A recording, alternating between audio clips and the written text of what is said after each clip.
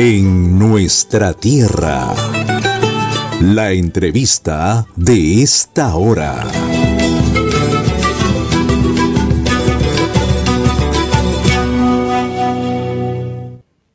Bien amigos, continuamos aquí en nuestra plataforma informativa de RCR, Red de Comunicación Regional, llegando a todo el Perú y también en Lima Norte y Lima Sur a través de Cable Más, canal 796. Vamos a dar la bienvenida a esta hora al doctor Víctor Zamora, exministro de Salud y director de Gobernanza Consultores. Muchas gracias por este contacto, muy buenos días. Muy buenos días, señor Lizardo. Encantado de estar en su programa. Gracias nuevamente. Bien, las diversas reuniones sanitarias, doctor, que se realizan a nivel internacional resultan prioritarias e imprescindibles en estos momentos de la pandemia por el COVID-19, ¿no? Sobre todo, doctor, si ya estas reuniones se dan ya de carácter presencial, porque antes, pues, motivo de estas medidas sanitarias, no había la presencialidad. Precisamente hace pocos días se ha llevado a cabo la 30ª Conferencia Sanitaria Panamericana liderada por la OPS y también por la Organización Mundial de la Salud. ¿Qué nos puede comentar algo al respecto para conocimiento de nuestros oyentes y televidentes, doctor? Bueno, efectivamente, la Organización Panamericana de la Salud, la organización internacional más antigua del planeta, dedicada específicamente a la salud, se vuelve a reunir de manera presencial y lo hace para tratar un tema que a todos nos toca, que es la pandemia. La pandemia, para recordar a toda nuestra audiencia, es una epidemia que se presenta en varios países, y en este caso en todos los países del mundo. Entonces la Organización Panamericana de la Salud se ha reunido para extraer lecciones y a partir de ello reflexionar sobre cuáles son las amenazas que enfrentamos en el continente americano, una de las más golpeadas por la COVID-19, hacia adelante. Entre ellas, por ejemplo, la posibilidad de la reemergencia de la polio en las Américas, una enfermedad que no estaba presente entre nosotros desde hace 30 años y cuyo último país en declarar su erradicación en el continente americano y en el mundo fue Perú. Ahora, doctor, y precisamente muchos estábamos convencidos, pues, precisamente que la polio estaba ya eliminada, pero lamentablemente la realidad es otra, ¿no? Porque, hay que decirlo también, motivo de la pandemia por el COVID-19, se centró en erradicar o tratar de disminuir las infecciones y se descuidó muchas otras enfermedades. Eso es cierto. Sin embargo, la cobertura vacunal ya venía cayendo sostenidamente en los últimos 5 años. Se trató en el año 2019 de recuperar parcialmente el terreno perdido y, bueno, la pandemia terminó por retrasar de manera peligrosa la cobertura de la vacuna de nuestros niños menores de 5 años. La cobertura vacunal debería idealmente sobrepasar el 95% en el mundo ideal. El mínimo esperado es que sea del 80%. Y en el Perú, según la última ENDES, nosotros estamos muy por debajo del 70%, lo que ha considerado la Organización Panamericana de la Salud, uno de esos criterios, para clasificar al Perú como un país de muy alto riesgo, junto con Brasil y República Dominicana, para el reingreso de la polio en las Américas. ¿Y por qué se debe ello, doctor? ¿Por qué nuestro país alto riesgo? Por favor, explíquenos. Nuestro país está en alto riesgo por 4 criterios. El primer criterio es que nuestra cobertura de vacunas está por debajo del 70%, por debajo del promedio de las Américas. O sea, nuestros niños antes de los 5 años, y bueno, deberían haber recibido sus 4 dosis de polio. En el Perú ese porcentaje es menor al 70%. O sea que hay 3 niños de cada 10 que no están protegidos contra la polio. En segundo lugar, la Organización Panamericana de la Salud sostiene que el Perú no tiene un buen sistema de vigilancia. Y eso lo podemos constatar no solo por la COVID, sino por la viruela del mono, por el rebrote de dengue que hasta este momento ha dejado más de 70 compatriotas fallecidos, una cantidad enorme comparado con los últimos 20 años, y la vigilancia para la polio también requiere de laboratorios. En esos campos nosotros estamos lamentablemente desaprobados. Y los otros dos campos son la capacidad para proyectarse al futuro y tener planes de acción para vigilar y también para tratar. Señor Lizardi, la polio mata por parálisis. Dentro de la parálisis es la parálisis respiratoria. Nosotros debemos estar preparados para, en la eventualidad de tener polio, poder hospitalizar a nuestros niños en unidad de cuidados intensivos con ventiladores cuando se le produzca la parálisis respiratoria. Esa capacidad no la tenemos, pero ni siquiera la tenemos en un plan. Entonces, por eso la OPS considera al Perú un país de altísimo riesgo para el resurgimiento de la polio. Bien, es una situación preocupante lo que nos está comentando, doctor. Ahora, para conocimiento, muchas personas han oído la polio, ¿no? Como una enfermedad. Pero, ¿qué es la polio, doctor? Por favor, explíquenos. La polio es una enfermedad producida por un virus. Y el virus ataca el sistema nervioso, fundamentalmente la parte motora. Produce parálisis de los brazos, de las piernas y eventualmente parálisis respiratoria cuando afecta el cerebro. Una proporción de estos niños hace parálisis respiratoria y fallece, pero la mayor parte de los niños que tienen la enfermedad grave van a quedar discapacitados de por vida. Ya esa había desaparecido de nuestro entorno, niños con muletas, niños en silla de ruedas, ¿no? Incluso ustedes recordarán que hemos tenido hasta un congresista, que es Javier de Canseco, que tenía una secuela de polio. Entonces, esta enfermedad ya había sido erradicada del país. El último caso fue en Huancayo en 1991. Entonces, la segunda cosa que tenemos que saber en la polio es cómo se transmite. Se transmite a través de la contaminación con heces de los alimentos o del agua y eventualmente teniendo contacto con las flemas de los niños a través de la vía respiratoria. Entonces, si no hay agua segura, no tenemos un saneamiento básico, la vivienda es hacinada y vivimos en condiciones de pobreza, las probabilidades de que este virus se movilice rápidamente en la comunidad es muy alta, como lo es el caso, por ejemplo, de Lima Metropolitana. 2 millones de peruanas y peruanos que viven en Lima Metropolitana no tienen agua segura y no tienen saneamiento básico.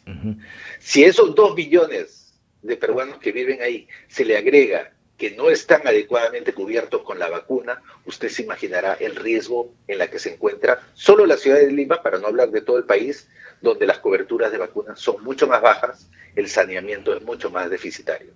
Y es un riesgo tremendo, doctor, y es necesario trabajar, ¿no?, en estos momentos para la prevención, para que no volvamos a vivir, por ejemplo, lo que hemos podido vivir.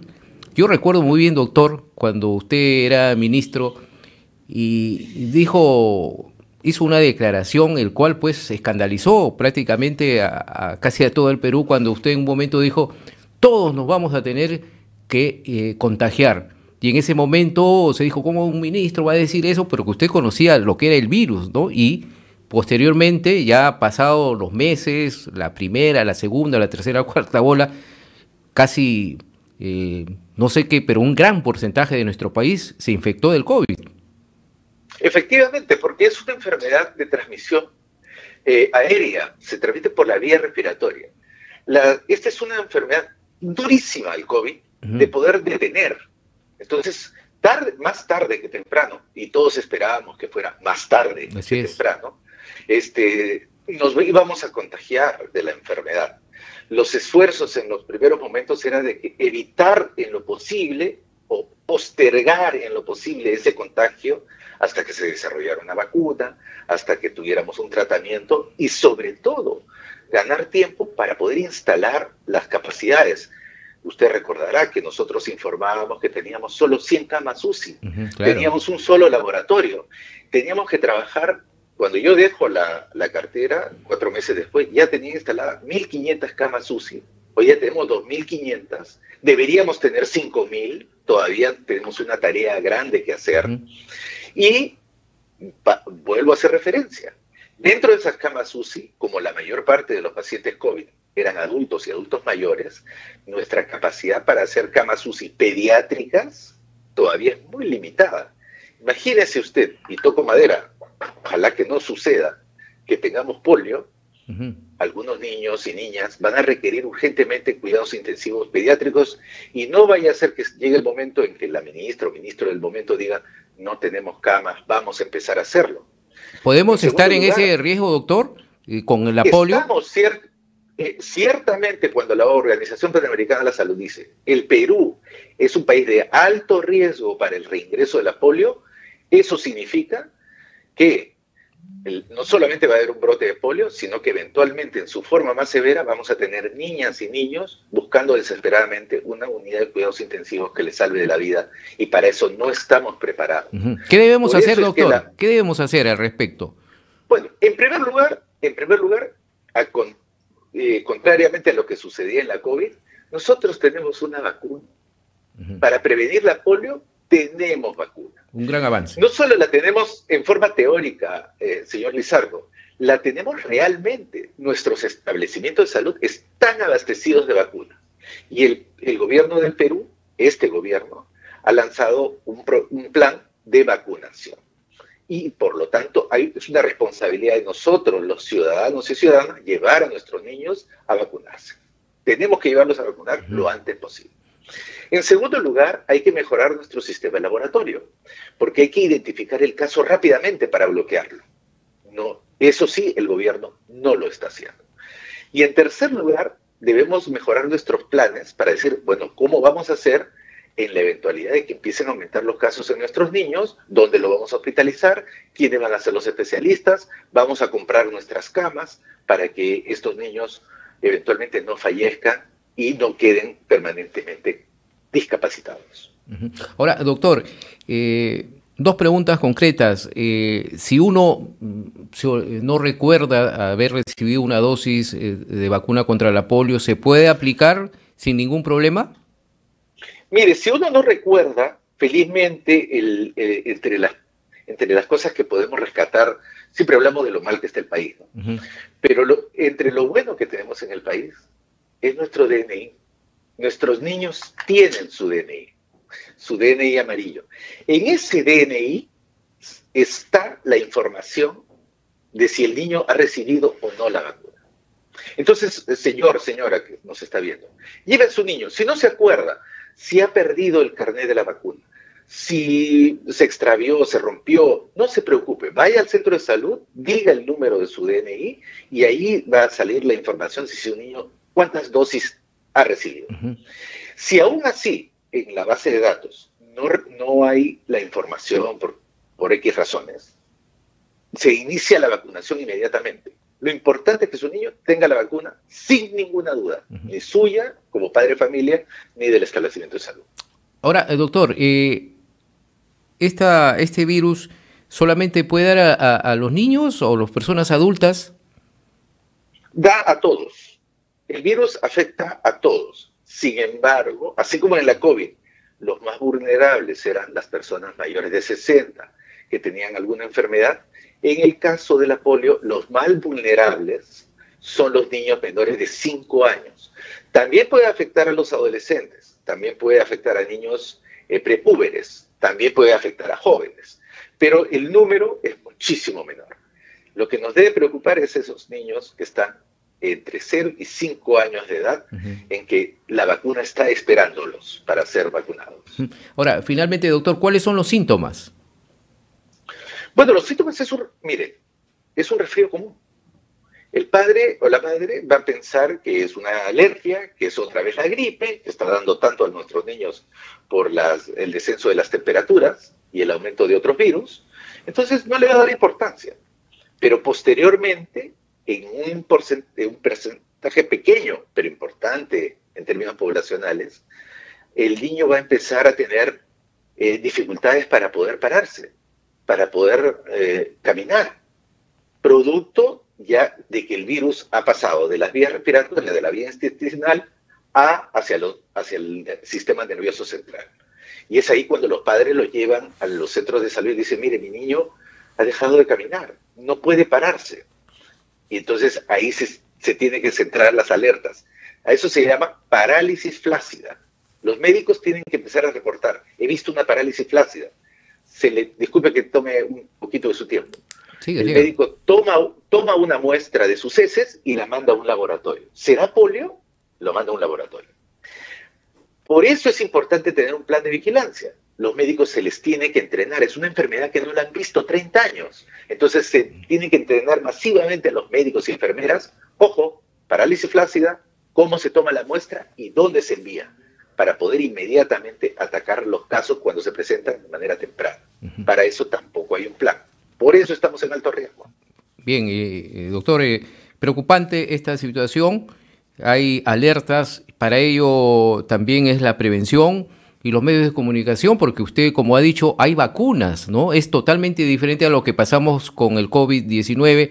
Entonces, la función también de los medios de comunicación, si bien es cierto, se tiene que difundir las situaciones de crisis políticas que vive el país, pero estos casos son primordiales también para evitar muertes y la prevención, y que lamentablemente en nuestro país, que ya está advertido por la Organización Mundial de Salud y por la OPS, no pueda llegar a un estado de emergencia y tengamos que lamentar muertes por falta de prevención y también por alertas precisas. Doctor, muchas gracias por esta entrevista, por estos comentarios, este análisis y toda esta información que nos ha dado respecto a la polio y también al COVID-19. Y vamos a estar más adelante seguramente en otro encuentro, porque es imprescindible, como hemos dicho, tener la información respectiva para todo nuestro país. Muy amable. Muchísimas gracias. Hasta la próxima. Un abrazo. Hemos estado con el doctor Víctor Zamora, es ministro de Salud y director de Gobernanza Consultores aquí en nuestra tierra.